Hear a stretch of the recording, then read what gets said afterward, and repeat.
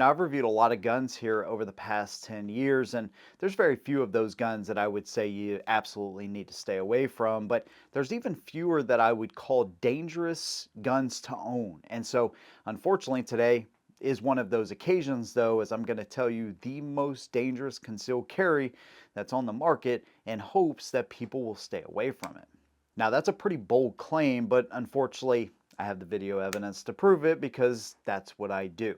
Now, if you're familiar with my channel, or maybe you're not, just to give you a rundown, I reviewed the Sky CPX2 a couple of years ago, and within 50 rounds, the magazine spring on the gun broke on me, so I could no longer see the magazine, and I had a weird delay in the hammer, so it would come back and sometimes it would fall forward on the next round. Sometimes it wouldn't, sometimes it would be delayed. So I sent it back to Sky. I got it back within a couple of weeks, maybe 3 weeks at the most. And since then, it's been sitting in the safe. And I've made several videos on it, but none of them in a good light. It's been mainly, hey, stay away from this gun. Here's some better options for you.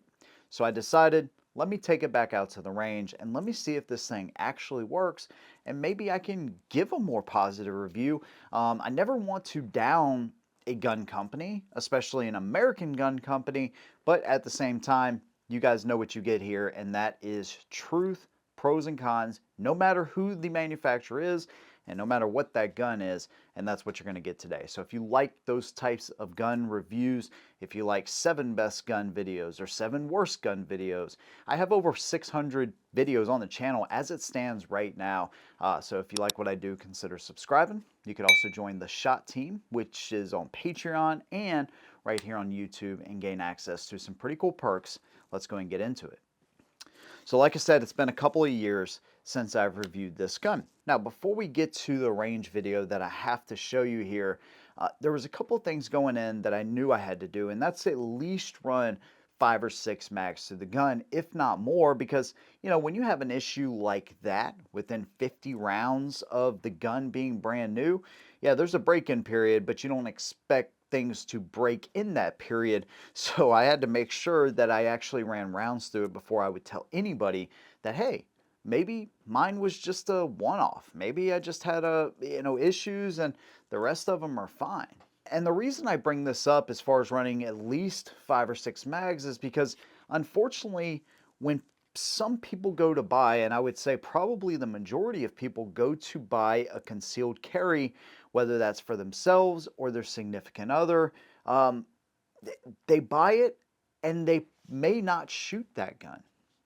They may simply say, okay, now here you go, honey, you're good to go. And the thing I really hate about Sky is that they do all these different frame colors. Okay, so, freaking zombie green and, pink and purples and whatever else. And it's just a tactic in order for you to buy the gun. And it's not a great tactic either, at least in my opinion, because it's like, ooh, shiny thing. Or hey, I love that color, and I want to see that gun. It's not done tastefully like the SIG P365 Rose, or something like that. Some other companies do it pretty well. There's like a Tiffany blue Glock 42 that I got Mrs. Headshot a few years ago. That's a tasteful gun, or it's done tastefully, I should say. I still don't love it, but I understand why they do it. Sky, on the other hand, does this, and in my opinion, they just don't make a reliable gun. So it's kind of the worst combination is, yes, it's going to stand out in the gun case, but at the same time, is that a gun that you really want to get for your significant other, especially if you're not going to shoot it?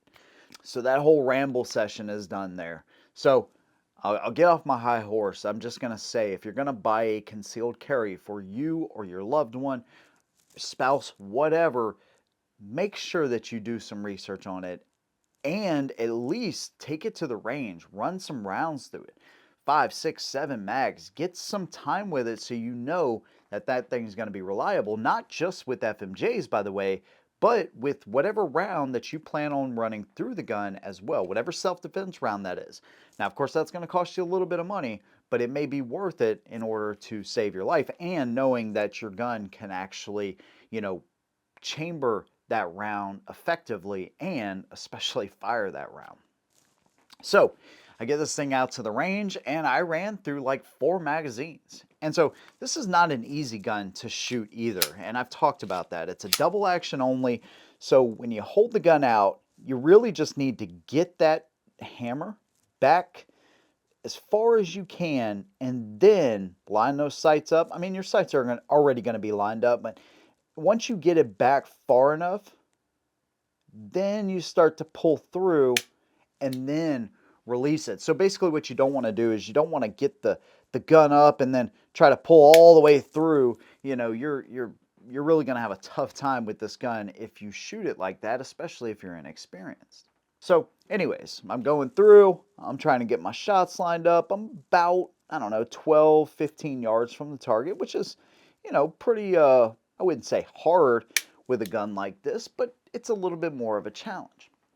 And then all of a sudden I get to magazine 5. Keep in mind, from the first mag to the fourth mag, I have zero issues with the gun. I'm actually thinking, hey, they fixed this thing, which is a good thing. That doesn't mean it's going to change my opinion 100% or overnight, but it does mean that, hey, we may have a reliable budget gun here after all. Maybe I can re-review this thing and actually have some positive things to say about it too. But like I said, Mag 5 comes up, and that's when I had my first Hangfire. Now this is a really scary thing. So essentially, you know, when you pull the trigger and nothing happens, you know, that's kind of scary. You know, you're like, okay, nothing happens. And this is where if you are inexperienced, you may do something silly like put your hand in front of the muzzle. God forbid you look at the muzzle like directly, something like that. That's what you don't want to do. Now, fortunately, I was still pointed down range. I didn't hit the target, mind you, but I was still pointed down range. It just threw me off. I was like, man, I was not expecting that at all, especially after 4 mags and the gun ran perfect. But this is, again, why we keep the gun pointed down range, especially if you expect a bang and you don't get a bang, make sure you keep that banger pointed down range. So I had that happen. I said, okay, let's reset here. By the way, I was running factory ammo, MagTech ammo, so it wasn't like I was running anything crazy. So I, pull the mag out, make sure everything's good, go to fire the next round, make sure it's chambered, and it happened again. And then it happened again. So I call one of my buddies over. I say, hey, man, hold this thing. Let me see if I can get this on camera. And then it started to get worse. Now, sometimes it would fire. Boom, everything's good. Other times, it wouldn't. So what I did is I had him hold it one-handed, like this. And sometimes it would fire. He would pull that thing back.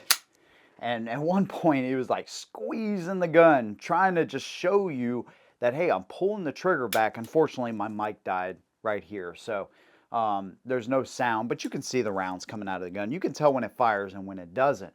And then I said, hey, tap the gun. So he tapped the back of it, nothing happened. He tapped the bottom of it, and boom, it fired. So now we have what I assume is the first bump fire pistol, which is not the intended purpose of this gun, I'm pretty sure, and I looked through the manual, and that's definitely not a feature. As far as what's wrong with the gun, I have no idea. I mean, at first I was thinking maybe, I don't know, add a battery, but that's not the issue. I was thinking maybe magazine disconnect, because when you would tap the bottom of it, then it would go to fire, but it doesn't have a magazine disconnect. When I have the mag out of the gun, it comes back, right, and it's firing. And it's firing just fine right now. So it seemed to only happen once I got a few mags through it. The gun has obviously cooled down between now and then. So I'm not sure. Obviously it has something to do with the hammer and something to do once it actually heats up or gets some rounds through it, but I'm not quite sure. And it's really frustrating too, because like I said, I know there's people that are going to buy these things because of how inexpensive they are. And it truly is one of those things, you get what you pay for. The other annoying part about this is tilting actions like this have been made for over 100 years now. So, that is not some kind of new design. They do have a new design, their Roebuck quad lock system that they have, but this is not that gun. And so the polymer frame, hammer fired, double action only type of gun is not a new concept. So it's not like they reinvented the wheel with this one. It's not like it's some kind of new technology here at all. So overall, I don't know what's wrong with the gun, but at the end of the day, it doesn't matter. I've taken it out 2 times, and both times I have had malfunctions and issues that, in my opinion, are absolutely just dangerous and uncalled for. So, again, this will be a gun that I would absolutely never recommend, especially now. At first, maybe I could say, okay, it was probably maybe a one-off, maybe. I know there's other people that have had issues. Trust me, I've seen some of y'all's videos, but at the same time, it's just uncalled for. So I don't know about the CPX 2 Gen 3. I don't know about the CPX 3, the CPX 4. They have the DVG 1 striker fire gun. I have no idea about any of those. That doesn't mean I won't review them in the future, but I'm not super stoked about giving this company any more money because I don't believe in what they do. I don't believe they have a trustworthy gun. And the number one rule about any firearm, especially a defensive firearm, is it has to work. And in my opinion, the Sky CPX2 is not one of those guns I would recommend.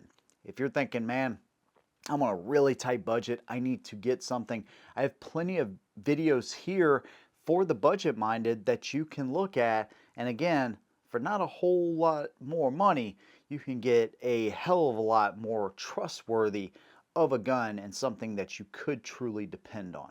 That's just my opinion though. I'd love to hear yours. Any Sky CPX2 owners, CPX3, DVG1, whatever. If you own one of these guns and you've had issues, or maybe yours is ran perfect, let me know what you think about it down below. If you like what I do, consider subscribing. Again, you can join the SHOT team and gain access to some pretty cool perks. Big thanks. See you in the next one. And as always, hold them down.